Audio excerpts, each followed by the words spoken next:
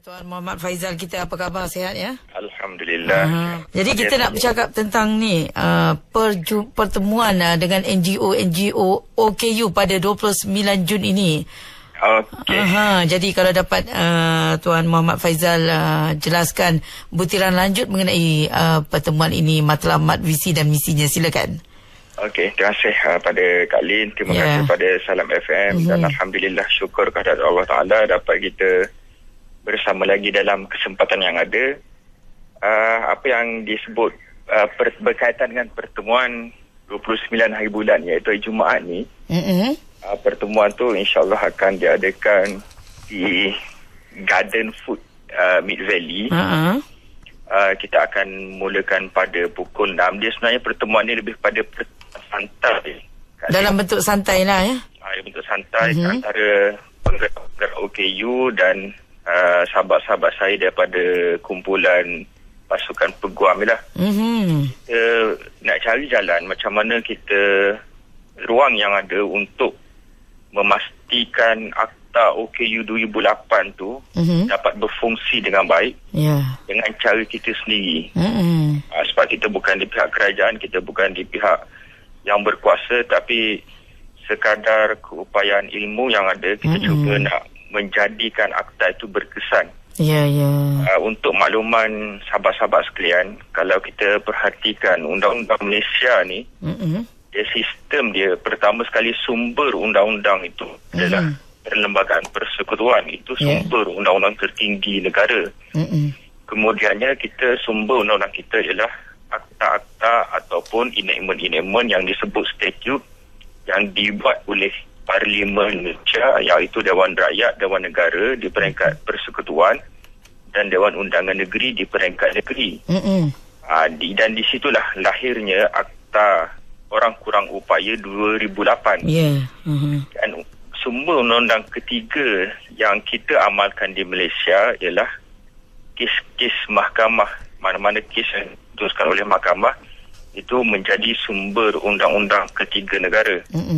Jadi dalam hal pembangunan OKU ini, kita telah ada Akta Orang Kurang Upaya 2008, meskipun pelbagai kekurangan ataupun pelbagai kelemahan ada di sana, tapi bagi saya sebagai seorang OKU dan sebagai seorang yang ada diberi ilmu berkaitan dengan undang-undang, apa yang ada ini kita kena manfaatkan sebaik-baiknya. Ya, betul. Kita tak boleh kata benda ni masalah. Betul, memang bermasalah, memang banyak kelemahan, tapi kita kena ambil manfaat mana yang ada. Jadi Akta Orang Kurang Upaya 2008 dikenal pasti, dia sebut sebagai suatu perundangan yang berasaskan hak, right-based legislation. Dia bukan suatu undang-undang yang berasaskan hukuman denda dan sebagainya. Jadi di situ kita telah ada satu kemenangan di pihak orang kurang upaya. Hak-hak berkaitan dengan orang kurang upaya didokumentkan secara perundangan negara. Sebab kalau kita nak buka mata masyarakat berkaitan dengan hak orang kurang upaya, tanpa suatu dokumen yang cukup.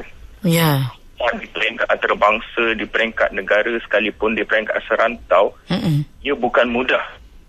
Sebab untuk kita, insyaAllah ada masa sikit, saya nak cerita panjang sikit. Boleh. Hari ini kita ada sedikit masa, dalam 10 minit lagi, Tuan Faizal. Boleh. Saya juga terlibat dengan ASEAN Human Rights Declaration. Tidak langsung, sebab saya ada menyertai beberapa mesyuarat perbincangan macam mana kita nak melahirkan suatu pengisytiharan hak asasi di peringkat negara-negara ASEAN. Jadi di akhir pertemuan-pertemuan yang kita adakan, makna dikenal pasti bahawa pengisytiharan hak asasi ASEAN itu tidak merupakan satu undang-undang yang mengikat negara-negara ASEAN memastikan hak asasi mereka di setiap negara mereka diamalkan dengan baik. Tapi ia berupa suatu dokumen bersifat politik. Dokumen yang bersifat politik ni maksudnya, untuk pengetahuan sahabat-sahabat sekalian, contoh misal kata kalau saya bersahabat dengan Kak Lin, kita ada satu dokumen. Maknanya kata saya mesti buat A, Kak Lin mesti buat A. Bila saya tak buat A, dari segi maruah dia, saya dah jatuh maruah pada Kak Lin. Saya kata kalau Kak Lin kena buat perkara B, saya kena buat perkara B, tapi Kak Lin tak buat perkara B tersebut. Jadi maruah Kak Lin di mata saya telah tercalar lah kata orang, tercemar, telah terjejas. Jadi di situlah sebenarnya itu di dari aspek negara-negara ASEAN dalam dilema pengisytiharan hak asasi.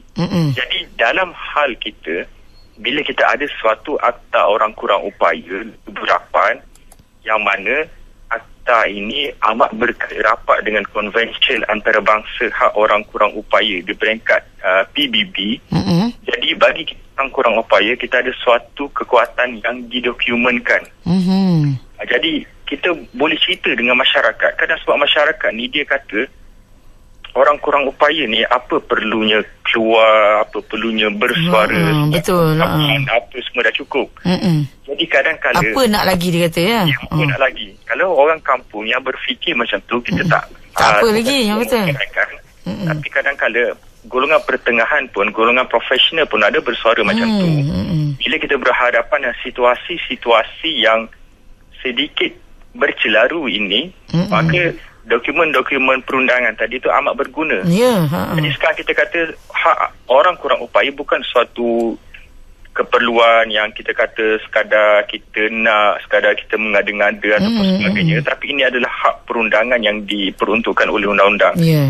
Jadi di situlah melalui atas dasar itu kita cuba nak perkukuhkan lagi hak orang kurang upaya ini, yang mana kita kenal pasti beberapa kelemahan di dalam Akta Orang Kurang Upaya 2008. Selain kita melobi untuk kerajaan pindah Akta Orang Kurang Upaya 2008 ni, usaha kita yang ada juga termasuklah kita minta untuk mahkamah memberi tafsiran tertentu kepada peruntukan-peruntukan di dalam Akta Orang Kurang Upaya 2008 tersebut. Jadi bila dalam keadaan tu Akta Orang Kurang Upaya 2008 ni dia akan lebih ada credibility, ada wibawa dia sebab telah ditafsirkan oleh mahkamah. Jadi hasil langkah-langkah ini kita perlu halusi secara bijaksana, perlu dirancang, perlu diteliti dengan sebaiknya supaya kita dapat menghasilkan satu natijah yang baik. Dan bagi saya tak semestinya kita start minggu ni, minggu depan selesai, betul, bulan ataupun dalam tahun ni selesai. Tapi apa yang penting kita mengikhtiarkan perkara tersebut, dan kita tengok dari semasa ke semasa bagaimanakah perjalanan ataupun pelaksanaan langkah-langkah kita tadi tu dapat kita laksanakan. Sebabnya kalau kita tengok di UK sendiri, dia dalam dia telah ada beberapa undang-undang berkaitan dengan orang kurang upaya. Di antaranya termasuk apa yang disebut Disabilities Discrimination Act 1995, iaitu Akta Diskriminasi Orang Kurang Upaya 1995. Di mana akta ini dia melarang pendiskriminasian ataupun tindakan-tindakan mendiskriminasikan OKU dalam apa jua keadaan, dan dia mentakrifkan diskriminasi tersebut.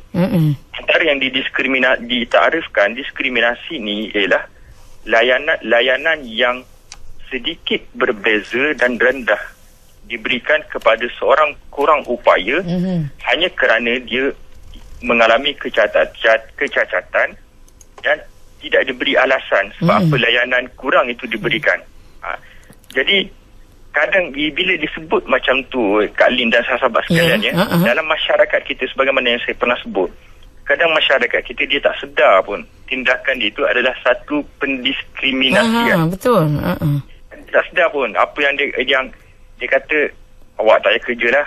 Dia tak tahu benda tu adalah diskriminasi. Kata-kata tu sendiri satu diskriminasi ya. Tapi benda tu kadang menjadi budaya di dalam masyarakat kita tanpa kita ada satu perundangan yang saling menyokong, saling mendukung antara satu sama lain.